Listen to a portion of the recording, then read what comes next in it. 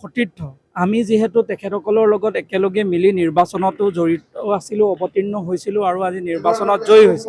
আমি তেখেতসকললৈ অনুৰোধ জনাইছোঁ যাতে তেখেতসকলে নিৰ্বাচনৰ পিছত সাধাৰণতে মানুহৰ বহুত বডি লেংগুৱেজ বদলি হৈ যায়, ব্যৱহাৰ বদলি হৈ যায়, যাতে ব্যৱহাৰ নবদলাই কাৰ্যকৰ্তা হিচাপে থাকে।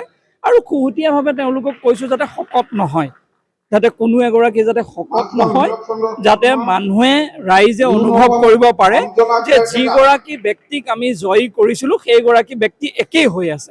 সেই ভাৱটো যাতে ৰাইজৰ মাজত যাব পাৰে, সেইবাবে তেখেতসকললৈ আমি অনুৰোধ জনাইছোঁ। আৰু আমি আশা কৰিছোঁ ভাৰতীয় জনতা পাৰ্টীৰ কাৰ্যকৰ্তাসকল যথেষ্ট সংস্কাৰিত, তেখেতলোকে খুব খুব দায়িত্বপূৰ্ণ আৰু তেওঁলোকে খুব নিষ্ঠা সহকাৰে জনসাধাৰণৰ সেৱা কৰি সমৃদ্ধশালী গাঁও নিৰ্মাণত মুখ্য ভূমিকা পালন কৰিব, সেয়া আমি আশা কৰিছোঁ। আনন্দৰ মুহূৰ্ত, কাৰণ ভাৰতীয় জনতা পাৰ্টীয়ে শেহতীয়া আমাৰ যি গাঁও পঞ্চায়তৰ নিৰ্বাচন, তাত যি অভূতপূৰ্ব ফলাফল দেখুৱাবলৈ সক্ষম হ'ল, সেইবাবে আজি আমি এক অভিনন্দন অনুষ্ঠানৰ আয়োজন কৰিছিলোঁ। আজি নৱনিৰ্বাচিত জিলা পৰিষদৰ সদস্যসকলক আমি ইয়াত আমন্ত্ৰণ কৰি তেখেতসকলক অভিনন্দন জ্ঞাপন কৰা হ'ল। ঠিক তেনেধৰণে আমাৰ আঞ্চলিক পঞ্চায়তৰ নৱনিৰ্বাচিত সকলো সদস্যসকলক ইয়াত আমন্ত্ৰণ কৰি আমি তেখেতসকলকো অভিনন্দন জনোৱা হ'ল। আমাৰ বাবে অতি আনন্দৰ বিষয় যে আমি আটাইকেইখন আসন ভাৰতীয় জনতা পাৰ্টী আৰু মিত্ৰ দলে পাবলৈ সক্ষম হ'লোঁ। ৰাইজৰ যিখিনি মৰম আদৰ অকুণ্ঠ আশীৰ্বাদ আমি সকলো পাবলৈ সক্ষম হ'লোঁ।